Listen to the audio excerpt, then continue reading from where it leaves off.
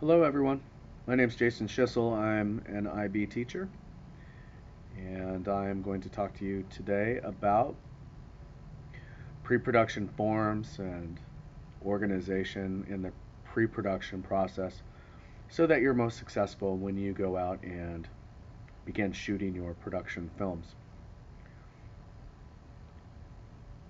I know I'm going to go over a number of things pretty quickly because there's a lot to cover, but if you go to SeminoleCinema.weebly.com, you're going to find a majority of the information that I talked to you about today will be found there. It's a great resource for anyone studying IB because a lot of the material that we cover in IB film are things that will definitely help you as you go through your IB studies.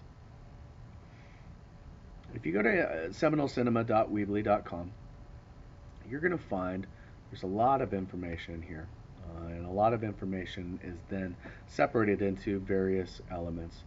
If you go to more, you will see that there is a production portfolio page that you can navigate to.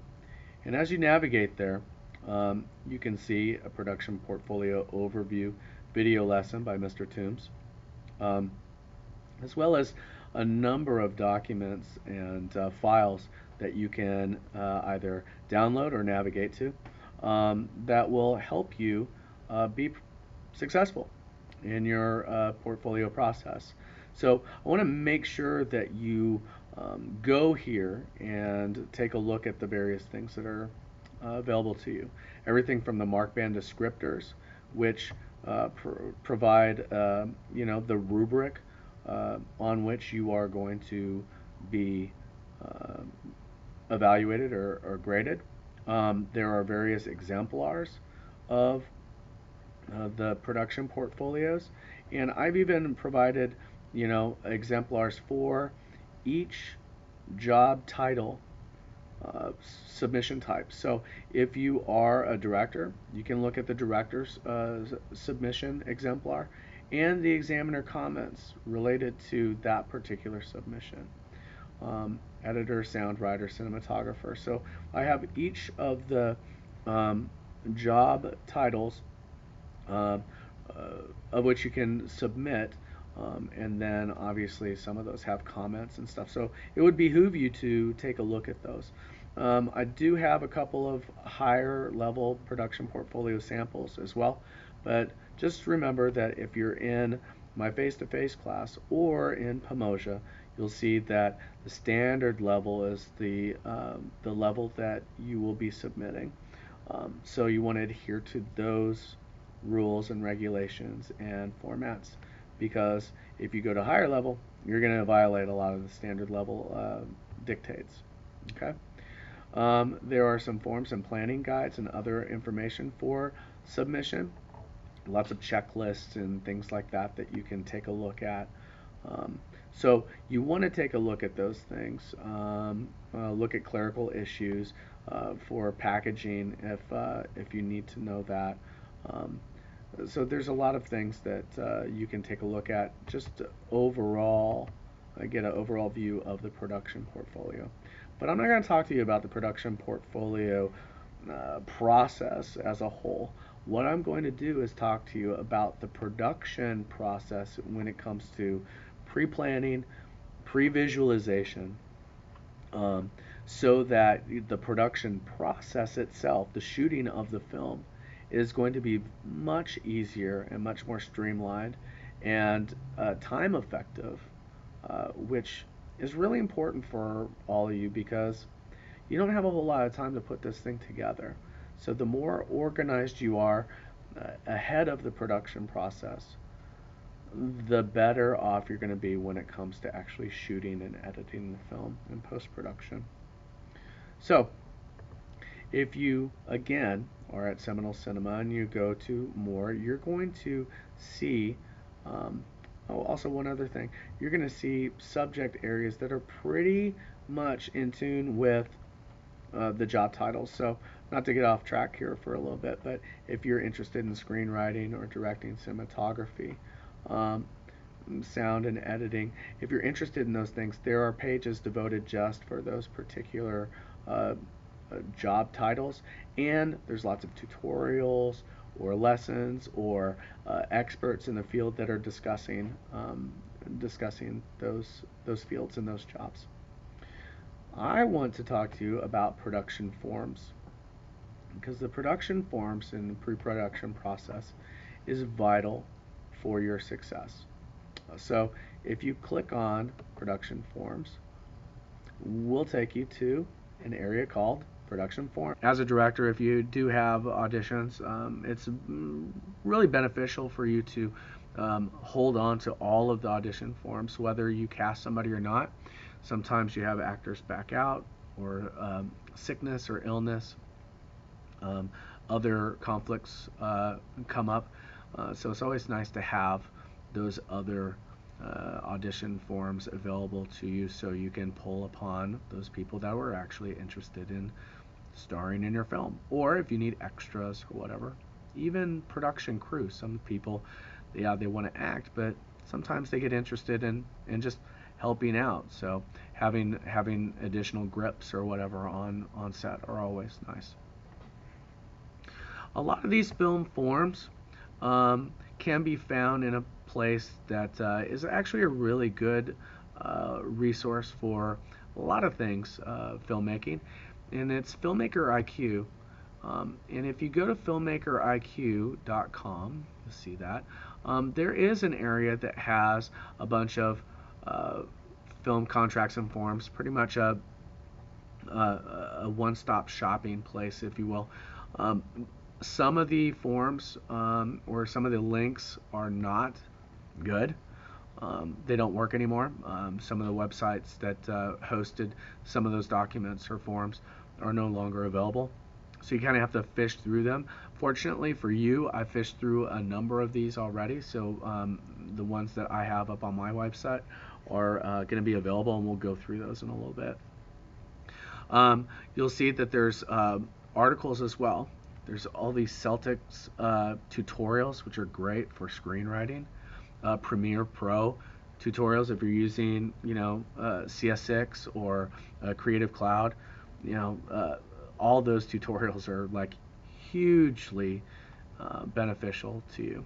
If you do have any experience in After Effects or have the Creative Suite and you want to use After Effects, there's a lot of these tutorials there that will help you out with graphics and some of those things. If you're a Mac user, Final Cut Pro, if you like Sony Vegas. So there are definitely some good video tutorials and stuff there. But the rest of this page has to do with various documents. So they go from screenwriting to other areas like union stuff that you don't necessarily have to worry about because you're not shooting a union production. We have development and business forms. You definitely don't need that because you're not dealing with business managers or agents and those types of things. But we do have other elements of pre-production forms, from breakdown sheets to shot lists and that type of stuff. So if you navigate to Filmmaker IQ and go to this link, you'll be able to see a lot of different forms or hot links for that. But you don't necessarily have to go there because I've done a lot of the work for you. Alright, so if you go to the production forms page on SeminoleCinema.weebly.com, you can look over a number of these buttons, which will essentially send you over to whatever links have those documents. But I've also categorized them into different job titles. I didn't put a whole lot of screenwriting stuff up there because if you just go to the screenwriting page, you'll be able to see a bunch of stuff there. And mostly with the screenwriting documentation, most of that's going to be the script itself, and your outlining and your notes and your note cards when you're sequencing things. So as you're putting all of those things together in their screenwriting process, you're going to want to hold on to all that stuff, because that is going to provide you with the documentation you need when you write your production portfolio rationale and overview. All right, and that's the same with all of the job titles. The more you have when it comes to pre-production forms and documentation, the better off you're going to be, because what you're going to do in your paperwork is you're going to have a pre-production section, a production section, a post-production section. In your pre-production section, you're going to talk about like what you're planning on doing, how you're planning on shooting it, or dealing with blocking or location scouting or whatever, depending on the job title. So you're going to have these forms or these photographs or whatever that are going to help you show the audience, which is the person that's reading your production portfolio paperwork. You're gonna kind of guide them through your artistic journey. So again, the reason why I'm going over all this today is to allow you to see the opportunities you have to supply yourself with the ammunition and the documentation that you will need to say, hey, look, this is what I've planned. And then when it comes to the production part of it, you're gonna talk about how things are going in your production. How has it changed from pre-production to what's actually being captured on camera? So now, if you have some evidence of what it was planned on looking like, and then what it does look like, you can then explain what were the obstacles that you had to overcome, what were some things that were unforeseen, how did you problem solve, and the IB examiners really want to see that. They really want to see, great, you have a problem. How did you creatively overcome that problem? And if you can showcase that, you are good to go. All right, so let's look at some of these forms though. All right, so as a director, what you want to do is once you get the script, you're going to have to kind of break it down and figure out what are the main ideas, what are the motives of these characters, and that type of stuff. So when you go to the director's worksheet, you're going to see that this form here really has some general overview type questions that will really help you be specific with the story that you're going to tell. There's a theme. You need to have a theme. There needs to be a main idea. Everything that you do, everything that you design, everything that the characters do should be feeding towards touching upon that theme. How do you articulate your specific point of view on that particular theme? That's the director's job.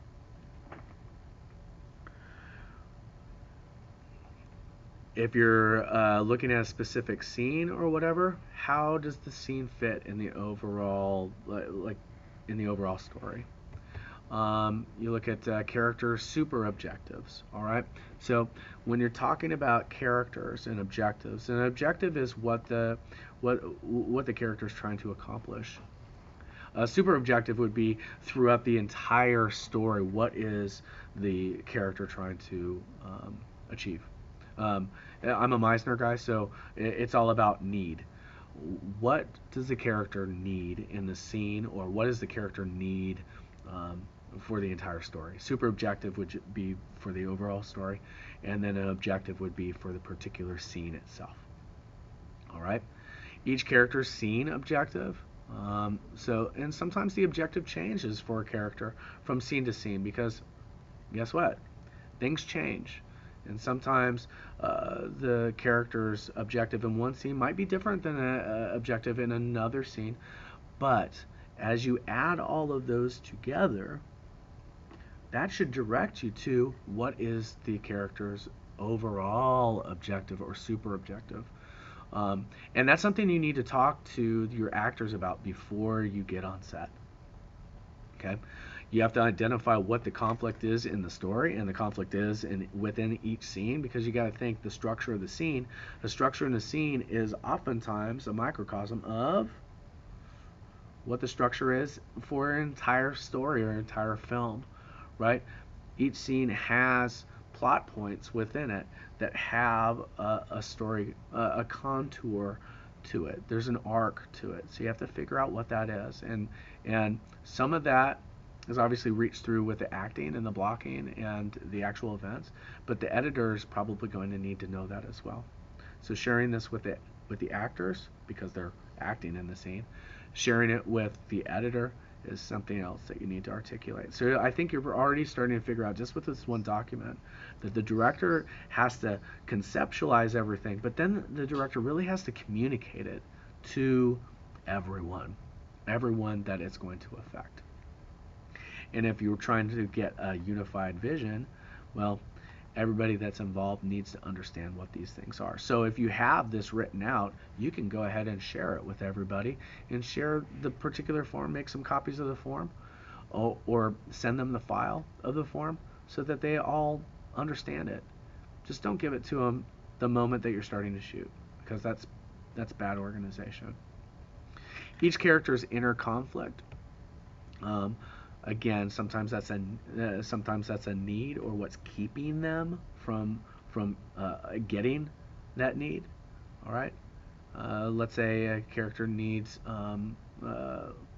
love, but the inner conflict, what's keeping him from acquiring the love from that person, is a lack of trust. All right. So then again, if there's that inner conflict, then we have something to work with that might be interesting to view. Characters' inner relationships. Sometimes it's relationships with other characters. How do they fit in the whole picture, or in the scope of the world that's been created? And then this last thing, actions played within the scene, verbs only. Those are, what I would call doings. All right. So if you need something, you're always trying to, if you're playing a character or whatever, you're always trying to do something. All right. It's never being something. You never want to be anything. You're always wanting to do something. If you're being, you're focusing on how you look, or how you are being perceived. If you're doing something, you're actively pursuing that specific goal. And if you're actively pursuing a goal, you're going to have believable.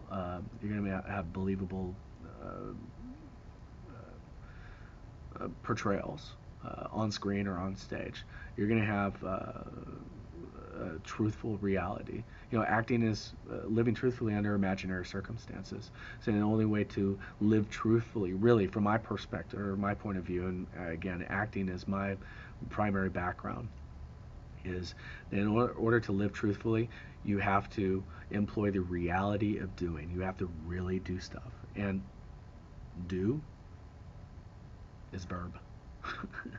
Just breaking it down that easy for you. So that director's worksheet is really important for you. When you get a script and you start working on that worksheet and trying to figure out those overall goals and overall needs, and then figuring out what's going on with each of these characters and stuff, this is when you start trying to visualize how these things are going to be portrayed. So you'd have something called, storyboards, and we've talked about storyboards. We've done the storyboard assignments in the past.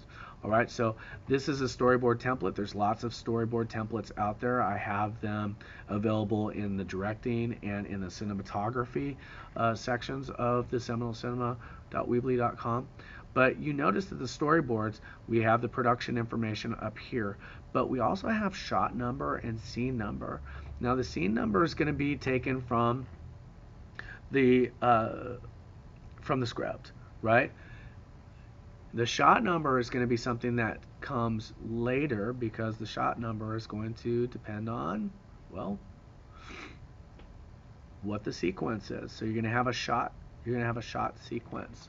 All right, and that shot sequence is created when you have that shot list, right? I'm going to look here real quick at the breakdown sheet. The breakdown sheet is really just kind of like, all right, what's going to be happening in particular shots and stuff. So that was a little bit out of order, but that breakdown sheet is a nice detailed list. Now the shot list. Okay, so the shot list here, you'll see the shot list has a project name and all that information that you should fill in. All right. Shot 1. What's the first shot? What's the first shot that you're gonna shoot? What's the scene number? What's the type of shot? Is it an extreme wide shot? Is it close up? Is it a medium shot? Extreme close up? Whatever. And then just write a one-line description. And when you get this, you're gonna have a whole listing of shots. You're gonna have an entire list of what shots need to be captured for your film. Well, once you have a listing, then you can start breaking down how you're going to go shoot it. Okay? So when you have a shot list, right, then you can start figuring out, well, what shots do I need to shoot first?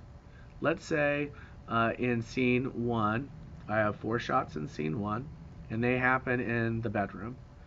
And then I have 3 shots in scene 4 that happen in the bedroom. Well, when I look at that on the shot list, they're not going to be necessarily in sequence, or they're not going to be like right next to one another, but I could say, hey, look, if these 4 shots and these 3 shots all happen in the bedroom, I can organize my time and maximize my camera setup and location access and shoot all of that stuff at once.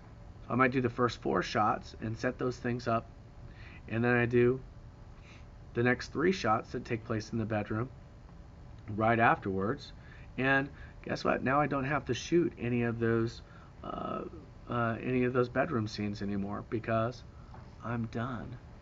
So what you can do with that shot list is, once you have a whole listing, is you can go and you can get some like highlighters and figure out, okay, anything that's happening in the bedroom, let's say 1 through 4 in the bedroom, I might highlight those in yellow. And then let's say, shot 14, 15, and 16 are also in the bedroom, I'll highlight those yellow.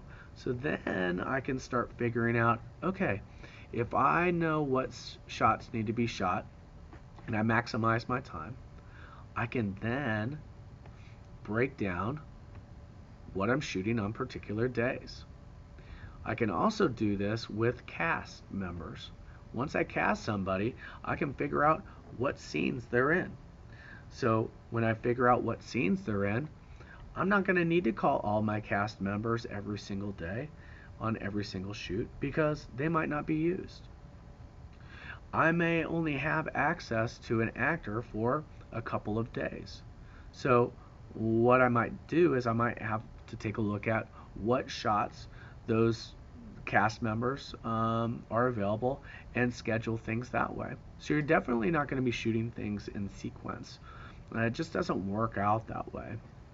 So you need to start planning accordingly, whether it comes to equipment rental, access to actors, access to locations or settings, vehicles, any of that kind of stuff. You really have to wrap your brain about what is available to me when, and then try to integrate all of those elements so that you have a clear idea of what day I'm shooting what.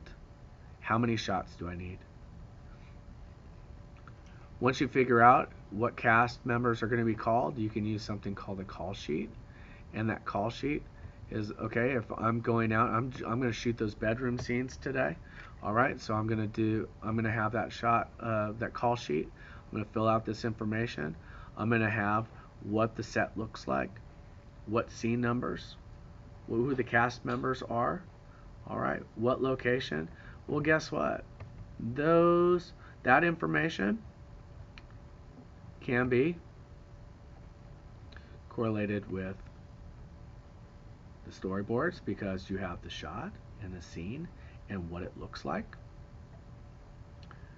It can be part of the breakdown, right? Again, we have cast. Are there special costuming? You know, what scene numbers? How many pages? Is it interior, exterior, day or night? Those look like elements that are mentioned in the script or in the screenplay. Ding, ding, ding. See how that all works?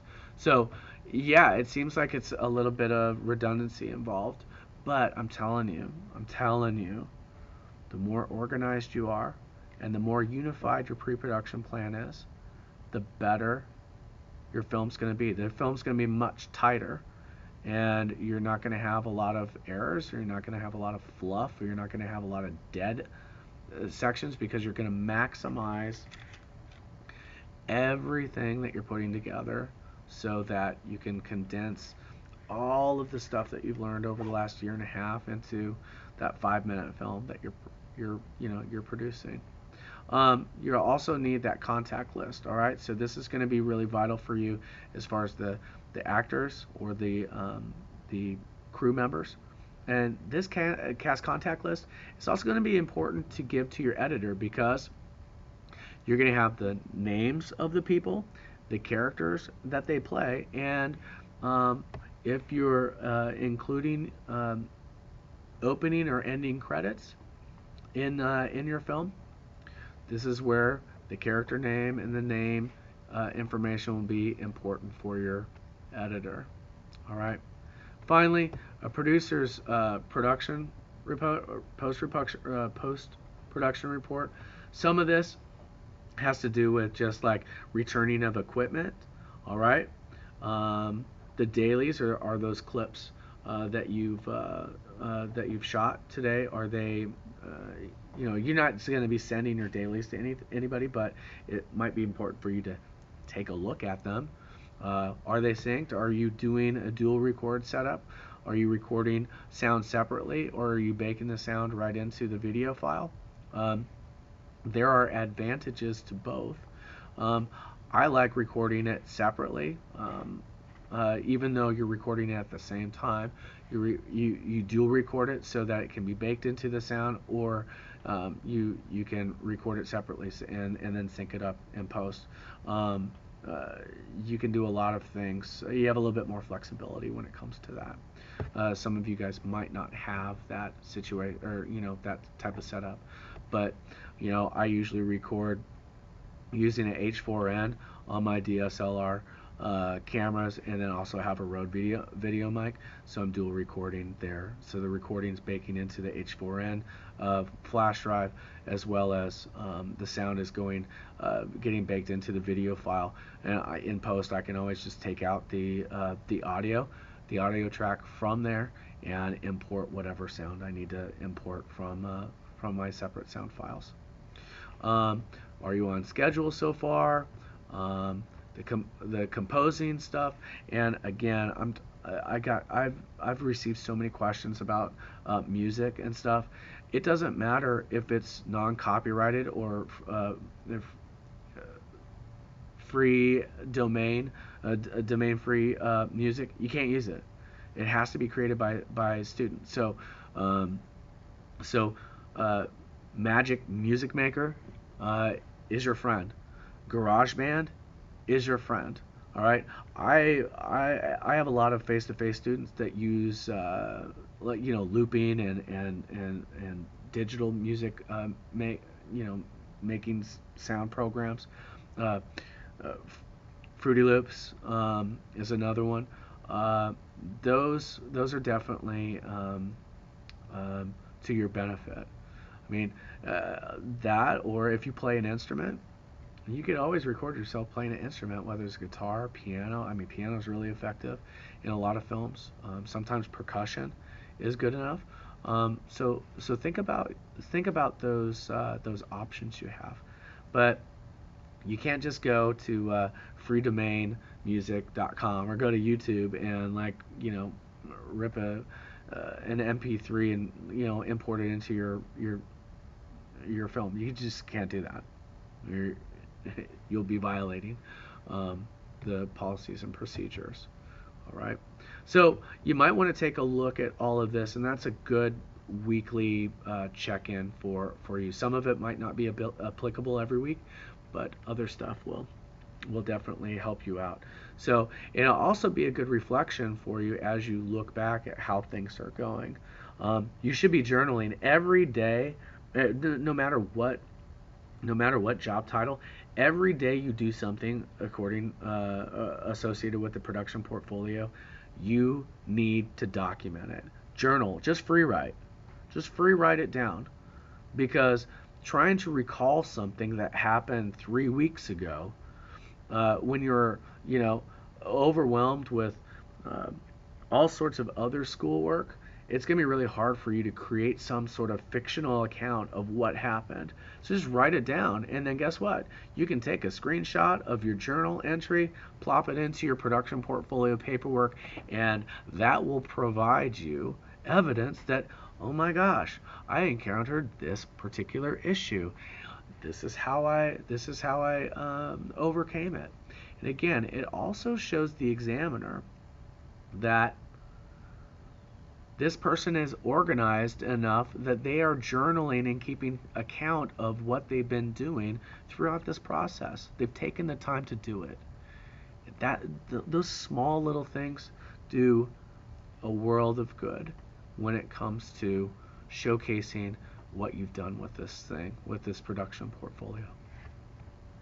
All right, I won't talk as long for some of these other ones because as you can tell, my voice is pretty scratchy. I've been trying to overcome this illness for a week or so, so I'm trying to shake it off. But bear with me here. The cinematographer, otherwise known as the director of photography, has a number of forms as well. Some of these cross over to the director forms. Sorry, my fat fingers are messing up here, but some of these will help you a great deal. Lighting diagrams are your friends. So showcasing how you light something is advantageous. All right, so that's a lighting diagram form. Notice it's blank. Well, I have another button that pretty much sends you to lighting diagrams for film, and it's the Google search. All right, so I even made Google searching easy for you. All right, so here's a good example. It's an overhead perspective drawing. Right, we have a lighting instrument here, another lighting instrument here. Notice that they are identifying what those lighting instruments are. We have another lighting instrument here. You might not have that many lighting instruments. Great, that's okay. This will tell you where the lights are, but then it'll also tell you where the camera is located. Here they're using the D300. All right, and notice they're also providing what the f-stops are, what the aperture is, what the shutter speed is, and what the ISO is. If you don't know any of that, you don't know what f-stop is, or shutter speed, or ISO, any of that gain stuff, you really need to spend some time figuring that out before you shoot. I really hope that you know what that stuff is. If not, again, if you go to let's say the cinematography page and the directing page, we can start looking at we can have you look at tutorials and camera setups and all that kind of stuff. There's some really good stuff here. Characteristics of composition and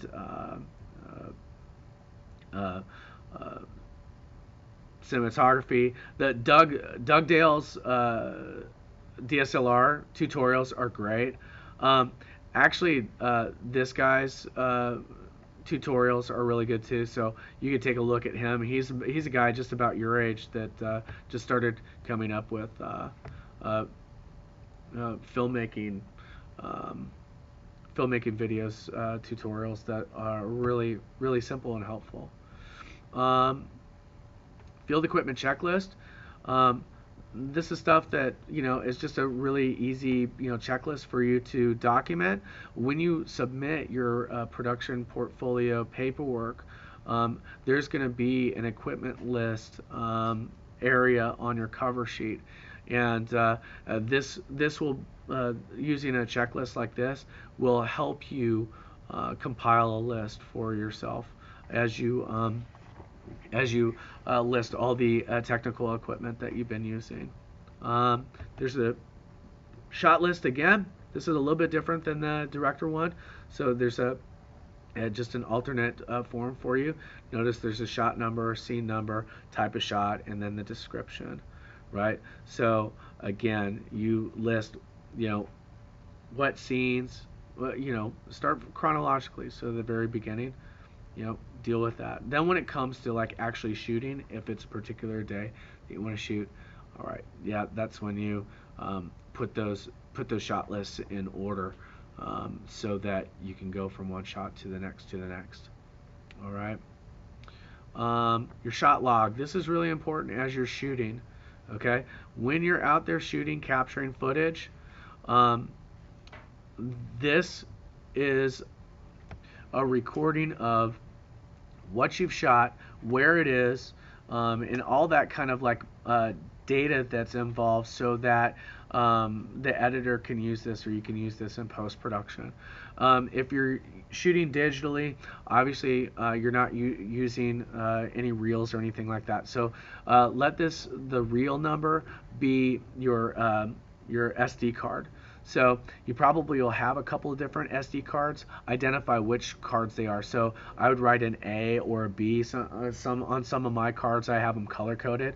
So I have a silver A, a gold B, and I even have them color coded because I have like 8 or 9 different camera setups for students to use.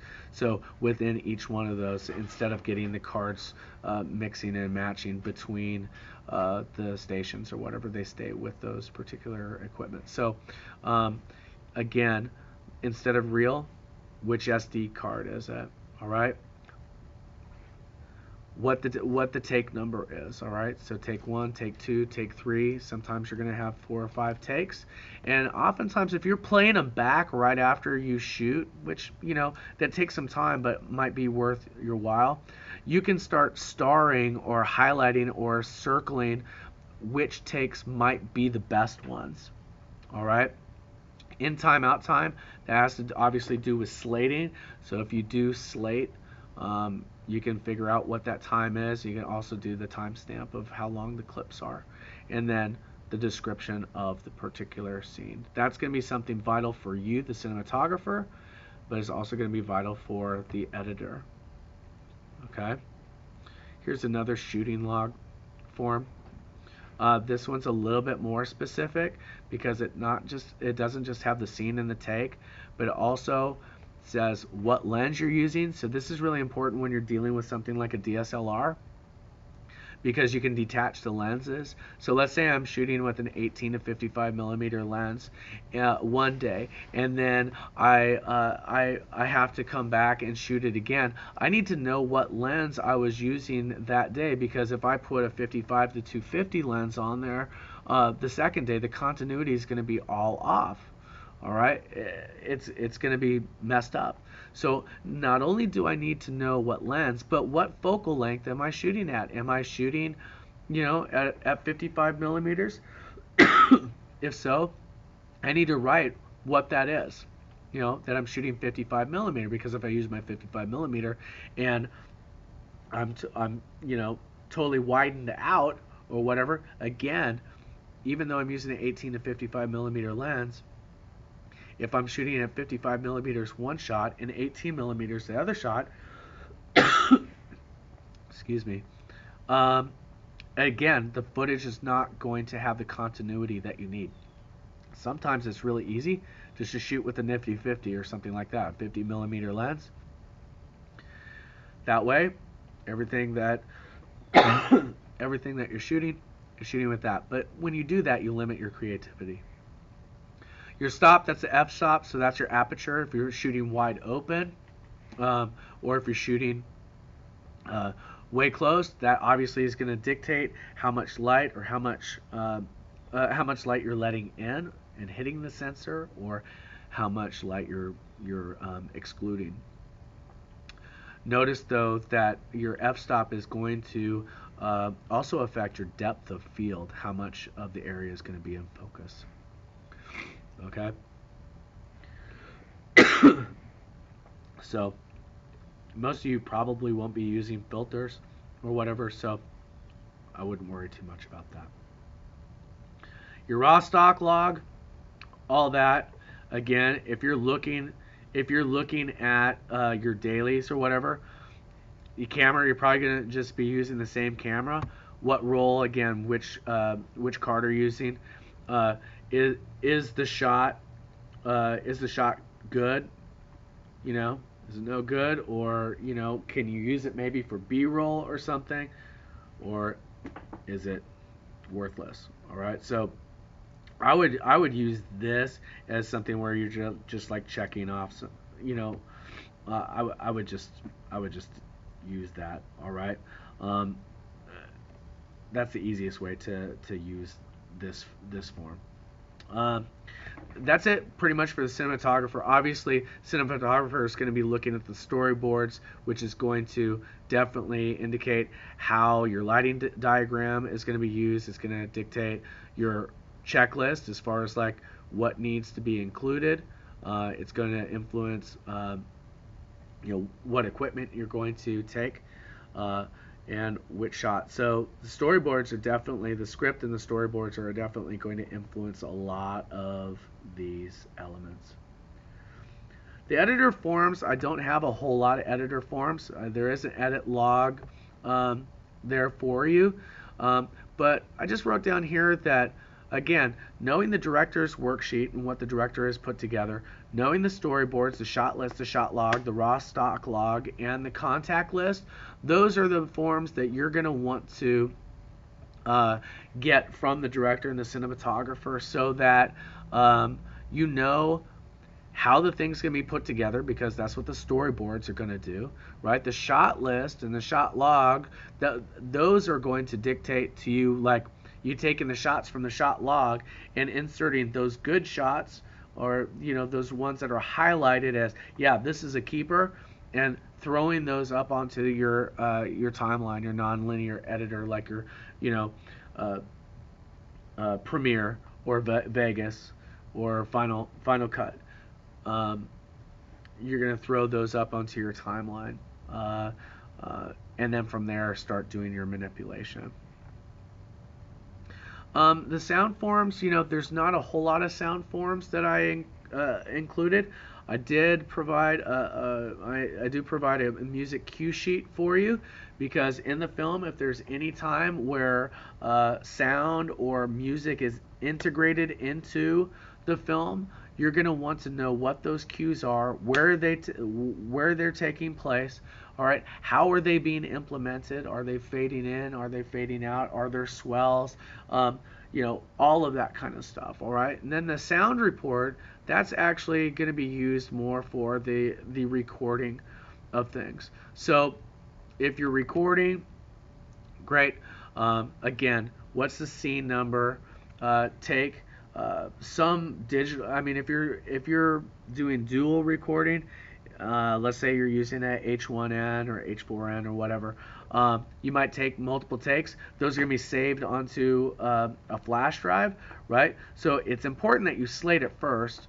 Mr. Schiesl's live session, take 1. Mr. Schiesl's live session, take 2. Mr. Schiesl's live session, take 3.